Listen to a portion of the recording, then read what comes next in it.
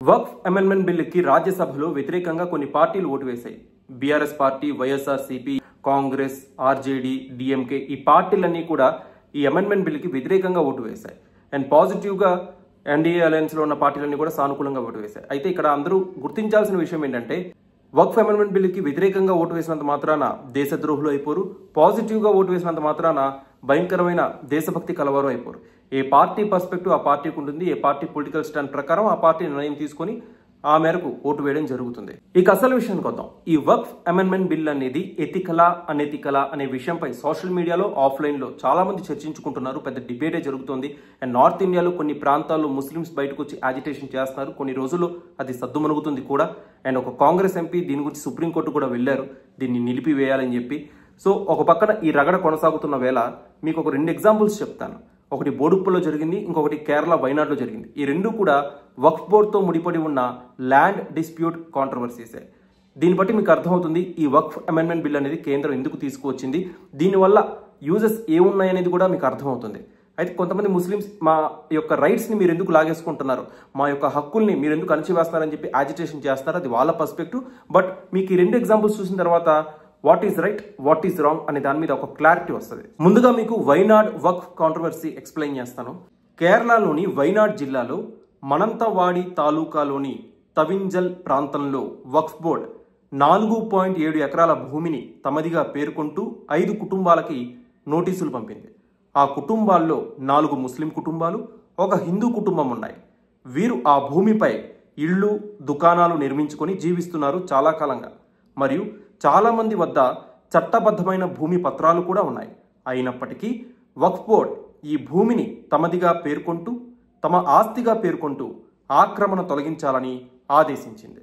BJP నాయకులు ఈ సమస్యని ప్రజల్లోకి తీసుకువెళ్లి వక్ఫ్ బోర్డ్ చర్యల్ని విమర్శిస్తూ ప్రచారం చేశారు. మరోవైపు కాంగ్రెస్ మరియు సిపిఎం వంటి పార్టీలు ఈ వివాదాన్ని పెద్దగా పట్టించుకోలేదని, దీన్ని అంత ప్రాముఖ్యత కాని అంశంగా పరిగణించాయని విమర్శలు కూడా వచ్చాయి. ఈ నోటీసులు స్థానిక ప్రజల్లో ఆందోళన కలిగించాయి.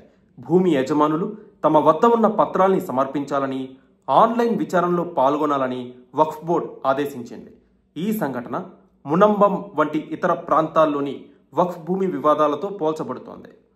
అక్కడ 600 కుటుంబాలు ఇలాంటి సమస్యల్ని ఎదుర్కొంటున్నాయి. వైనాడ్లోని ప్రజలు తమ ఆస్తుల్ని కోల్పోతామనే భయంతో ఉన్నారు. అయితే ఈ సమస్య పరిష్కారం కోసం స్థానిక ప్రజలు ముఖ్యమంత్రి పినరయి విజయన్ని ఆశ్రయించారు. కానీ ఇది ఇంకా పరిష్కారం కాలేదు. ఈ వివాదం కేంద్ర ప్రభుత్వం ప్రవేశపెట్టిన వక్ఫ్ సవరణ బిల్లు 2025 చర్చల నేపథ్యంలో కూడా జరిగింది. ఈ బిల్లుని కేరళలోని కొన్ని ముస్లిం సంస్థలు వ్యతిరేకించాయి. ఈ బిల్లు చర్చ సమయంలో వైనాడ్ ఎంపీ ప్రియాంక గాంధీ, రాహుల్ గాంధీలు పాల్గొనకపోవడంపై స్థానిక ముస్లిం సంస్థలు నిరసన వ్యక్తం చేశాయి. ఈ వివాదం కేరళలోని రాజకీయ, సామాజిక వాతావరణంపై ప్రభావం చూపిస్తోంది. సో దీన్ని బట్టి మీకు అర్థమై ఉంటుంది వైనాడ్లోని కొన్ని కుటుంబాలు ఎలా ఇబ్బంది పడ్డాయో ఈ ల్యాండ్ డిస్ప్యూట్ వల్ల. సాక్షాత్తు సీఎం పినరయి విజయన్ వద్దకు వెళ్ళినా కానీ పరిష్కారం కాలేదంటే సమస్యని మీరు అర్థం చేసుకోవచ్చు, సమస్య తీవ్రతని మీరు అర్థం చేసుకోవచ్చు. ఇక మీకు 2020 నుంచి 2023 దాకా తెలంగాణ బోడుప్పల్లో జరిగిన వక్ఫ్ ల్యాండ్ డిస్ప్యూట్ కాంట్రవర్సీ కూడా ఒకసారి చదివి వినిపిస్తాను. దీని తర్వాత మీకు ఇంకా పిక్చర్ క్లారిటీ ఇంకా ఎక్కువ వచ్చే అవకాశం ఉంటుంది. బోడుప్పల్ ప్రాంతంలో 30 సర్వే నెంబర్లలో 300 ఎకరాలు, ఘట్కేసర్ పరిధిలో 10 ఎకరాలు భూమి ఉంది. 40 ఏళ్ల క్రితం అవన్నీ వెంచర్లుగా మారిపోయాయి. బోడుప్పల్, పిర్జాదిగూడ నగర శివారు ప్రాంతాలు కావడంతో శరవేగంగా అభివృద్ధి సాధించాయి. రియల్టర్లు భూముల్ని కొనుగోలు చేసి వెంచర్లని ఏర్పాటు చేశారు.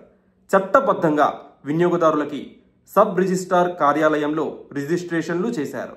రాష్ట్రంలోని వివిధ ప్రాంతాల నుంచి వలస వచ్చిన వారు ప్లాట్లు కొనుగోలు చేసి సొంతింటి కల నెరవేర్చుకున్నారు. దాదాపు 30 కాలనీల్లో 7,000 కుటుంబాలు నివసిస్తున్నాయి. 2018 వరకు అంతా సాఫీగానే ఉంది. ఆ తర్వాతే అసలు కథ మొదలైంది. 2018లో ఓ వ్యక్తి కాలనీలో ఉన్న భూముల్ని వక్ఫ్ భూములని ఫిర్యాదు చేయడంతో ఆ భూముల రిజిస్ట్రేషన్లు నిలిపివేశారు. దీంతో 7,000 కుటుంబాల వారు జాయింట్ యాక్షన్ కమిటీగా ఏర్పడి నిరసన మొదలుపెట్టారు. 2022 సంవత్సరంలో 30 కాలనీల్లో ఉన్న భూములన్నీ ప్రభుత్వ నిషేధిత జాబితాలో చేర్చడంతో కాలనీల్లో ఇల్లు కట్టుకున్న వారి భవిష్యత్ అంధకారంగా మారింది. జాయింట్ యాక్షన్ కమిటీగా ఏర్పడి పోరాటం చేసిన ప్రభుత్వం నుంచి కానీ, పాలకుల నుంచి కానీ మినిమం కన్సర్న్ లభించకపోవడంతో వారి రోదన అంతా ఇంత కాదు.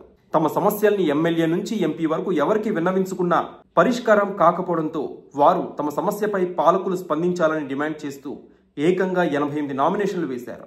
ఈ సమస్యని అప్పటి మంత్రి మల్లారెడ్డికి విన్నవించుకున్నా పరిష్కారం దొరకలేదని చెప్పి బాధితులు పేర్కొన్నారు. సో దీన్ని బట్టి మీకు అర్థమైందా, ఒక్కసారి వక్ఫ్ ల్యాండ్ డిస్ప్యూట్ లో మీ భూమి గనక ఇరుక్కుంటే సాక్షాత్తు సీఎం కూడా ఏమీ చేయలేరు, ఎలాంటి సొల్యూషన్ కూడా దొరకదు, కోర్టులు కూడా ఏమీ చేయలేరు. అందుకే కేంద్రం నిర్ణయించుకొని ఈ అమెండ్మెంట్ బిల్ని తీసుకువచ్చింది.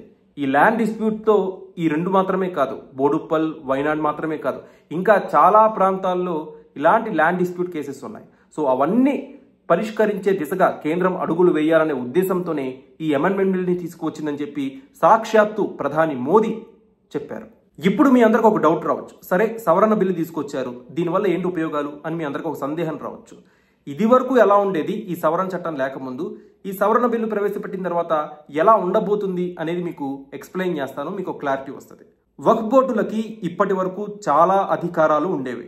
ఉదాహరణకి ఏదైనా ఆస్తిని వక్ఫ్ ఆస్తిగా ప్రకటించే అధికారం వాళ్ళకు ఉండేది. దానిపై పెద్దగా పరిశీలన ఉండేది కాదు. ఈ అధికార దుర్వినియోగం వల్ల చాలా ల్యాండ్ డిస్ప్యూట్లు, వివాదాలు తలెత్తాయి. కొన్ని ఇప్పటికీ పరిష్కారం కాలేదు కూడా. కొత్త బిల్లు ద్వారా ఈ ప్రక్రియలో పారదర్శకత అంటే ట్రాన్స్పరెన్సీ తీసుకువచ్చేందుకు ఆస్తుల గుర్తింపు మరియు నమోదు కోసం జిల్లా కలెక్టర్ లేదా ఇతర సీనియర్ అధికారుల పర్యవేక్షణని తప్పనిసరి చేశారు. ఇక రెండోది, వక్ఫ్ బోర్డు కొన్ని సందర్భాల్లో ప్రభుత్వ భూములు, ఆదివాసీ భూములు లేదా పురావస్తు సంస్థ ఏఎస్ఐ ఆస్తుల్ని కూడా వక్ఫ్ ఆస్తులుగా ప్రకటించింది అనే ఆరోపణలు ఉన్నాయి. ఈ సవరణ బిల్లు తర్వాత ప్రభుత్వ ఆస్తులు, గిరిజన భూములు, ఏఎస్ఐ ఆస్తుల్ని వక్ఫ్ భూములుగా ప్రకటించకుండా నిషేధం విధించారు. ఇక మూడోది, పాత చట్టంలో వక్ఫ్ బోర్డుల్లో ముస్లిం పురుషుల ఆధిపత్యం ఎక్కువ ఉండేదట. As per the restrictions and guide lines అప్పట్లో మేల్ డామినెన్స్ ఎక్కువ ఉండేది వక్ఫ్ బోర్డులో. అండ్ ఈ కొత్త బిల్లులో కనీసం ఇద్దరు ముస్లిం మహిళల్ని, అలానే గరిష్టంగా 2 ముస్లిమేతర సభ్యులు అంటే నాన్ ముస్లిమ్స్ని కూడా ఈ వక్ఫ్ బోర్డులో చేర్చాలి అనే నిబంధన పెట్టారు. దీనికి పెద్ద ఎత్తున కొంతమంది ముస్లిమ్స్ నుంచి నిరసన వ్యక్తమవుతుంది, ముస్లిం సంస్థల నుంచి. అండ్ దీనికి కేంద్రం వర్షన్ ఏంటంటే ఇది సామాజిక సమానత్వాన్ని ప్రోత్సహించే ప్రయత్నం, ఈక్వాలిటీని ప్రోత్సహించే ప్రయత్నంగా కేంద్రం వివరిస్తోంది. ఇక 4వ పాయింట్ చాలా ముఖ్యమైనది. అసలు కేంద్రం ఈ అమెండ్మెంట్ బిల్ ఎందుకు తీసుకొచ్చింది అనేది ఈ 4వ పాయింట్ ద్వారా మీకు అర్థమవుతుంది. గతంలో వక్ఫ్ ఆస్తులపై ఏమైనా ల్యాండ్ డిస్ప్యూట్స్ వచ్చినా కానీ, కాంట్రవర్సీ వచ్చినా కానీ, భూ వివాదాలు వచ్చినా కానీ వక్ఫ్ ట్రిబ్యునల్దే చివరి నిర్ణయంగా ఉండేది. వాళ్ళ డిసిషనే ఫైనల్, దాన్ని సవాల్ చేసే అవకాశం కూడా లేదు కోర్టులో.